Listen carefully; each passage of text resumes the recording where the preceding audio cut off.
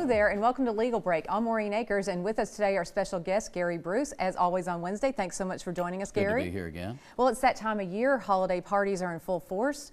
Gosh, Right. There could be some drunken drivers on the road. What happens if you get in an accident? You know, it changes the whole dynamic of driving, and people who wouldn't normally maybe find themselves in the position of driving while impaired sometimes do. Yeah. Be aware. That's part of the purpose of this legal break, but also to let you realize, look, it's not just criminal situation that's involved. If you're caught or cause a wreck or hurt somebody, there's also civil liability that can be involved. Yeah.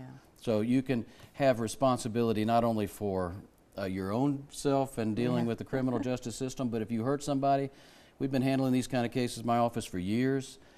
Those persons, you know, it's hard to have much sympathy for the person who gets behind the wheel these days. Particularly, we hear about it all the time. There's really no excuse. Right. And so punitive damages is part of the element of damages that we generally look to pursue. So Yeah. you don't want to be on the other side of that. No, you don't. So then is the person responsible? I mean, or is the person covered by insurance, excuse me, and how, you know, who is responsible if there's a law is broken? Generally, the insurance is still there because the car in Georgia and Alabama, we see the need to, public policy says we're going to insure the vehicle. But sometimes insurance companies will say, well, we don't cover the punitive damages or we don't cover for a drunk driving case. So that's not usually true.